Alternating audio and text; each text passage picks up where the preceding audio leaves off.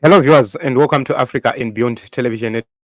Again, this afternoon, let us talk about what is happening in the nation of Zimbabwe. We are taking a look on President Emerson Dambudzo Mnangagwa's recent speech where he was addressing the Central Committee of ZANU PF in Harare. So, during the Central Committee meeting, President Emerson Mnangagwa urged his supporters to and party members to win back all urban constituencies to restore improved service delivery to the citizenry who have had to endure incompetent leadership from the divided opposition parties. So the ruling party, president said there must no room for petty jealousies and unnecessary squabbling. He called on party structures to be at the forefront of implementing government policies and programs. So President Mnangagwa, who doubles as the first secretary of ZANU PF, said all these things whilst he was addressing the Revolutionary Party's 122 Central Committee meeting in Harare. So he started by congratulating the structures and the party for resounding victory in various elections held since they last met. And he said that let us continue to scale up mobilization strategies and programs to win the hearts and minds of the people across the social and economic political divide. We need to take a closer look on what he really said. He said the party has a duty to win back all the urban constituencies. Let me highlight this statement because it seems as if this is the key statement right here. I do not know what is happening. I'm failing to highlight and accelerate our development mentalities. There is no room for mazake. Our structures must always complement and be at the forefront of implementing the policies and programs of our party-led government.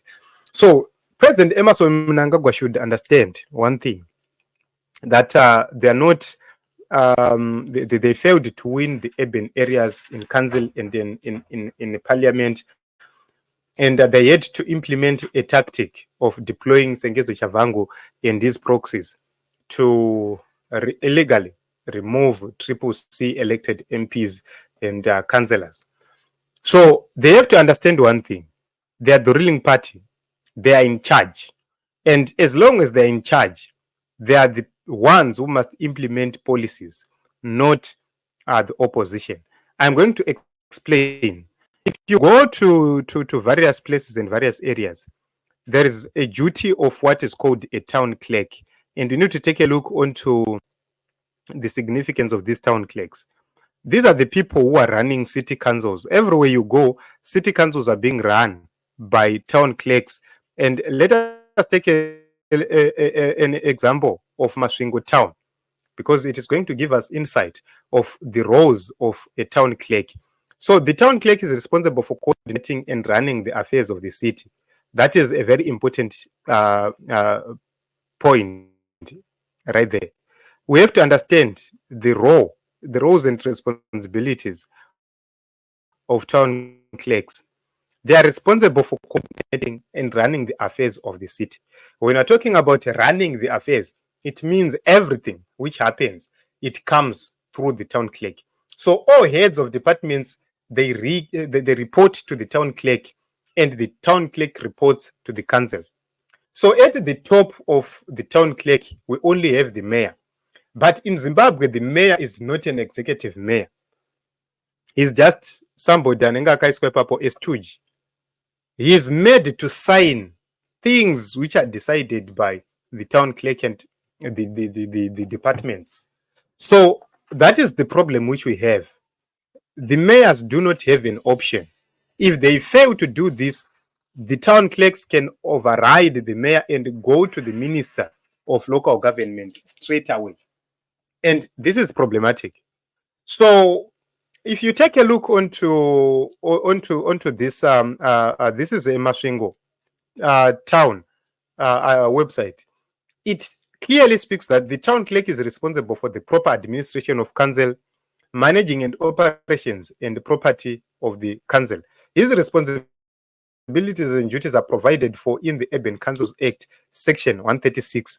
The town clerk also heads the following sections: internal audit and procurement management unit.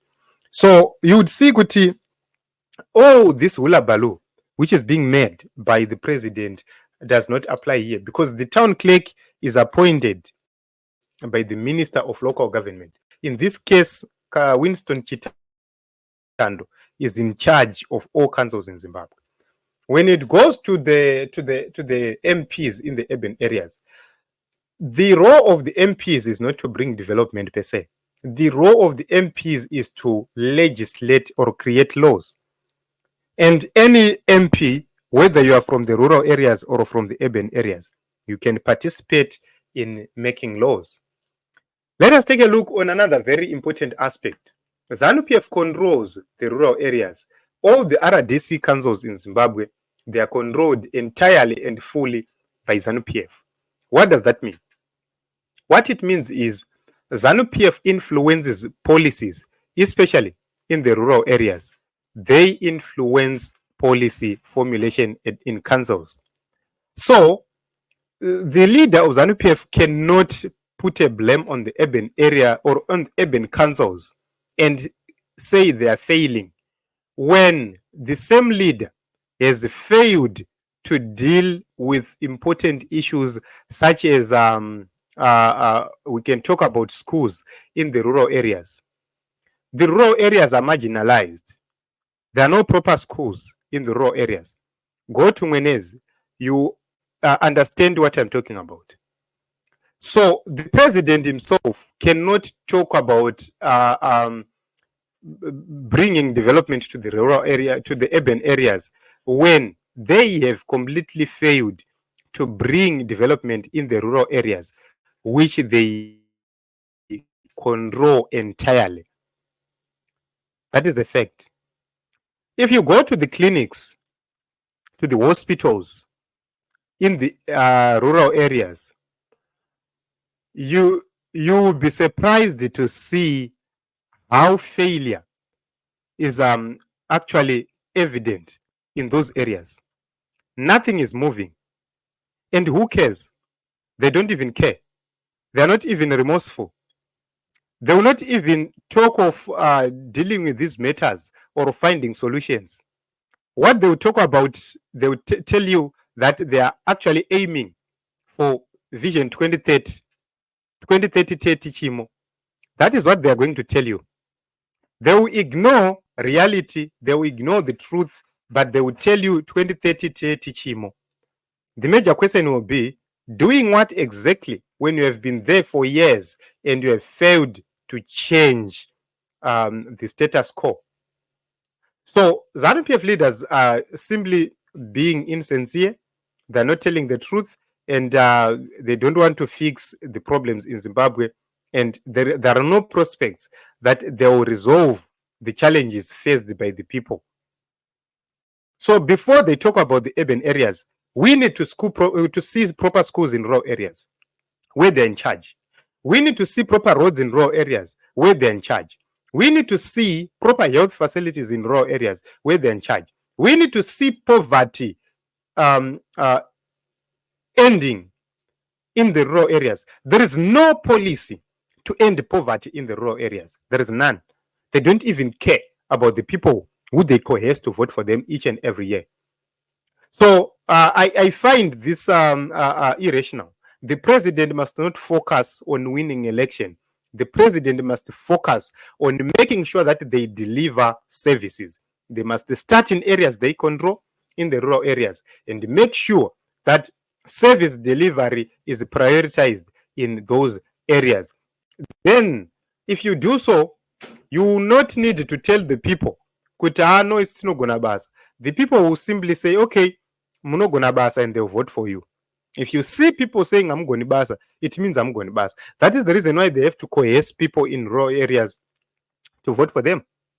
That is the fact. So it is what it is. We'll continue to watch and see what is happening in the nation of Zimbabwe. President Emmerson Mnangagwa, addressing the Central Committee meeting, said they are aiming to have the urban areas to ZANU PF entirely. That is in council as well as in parliament.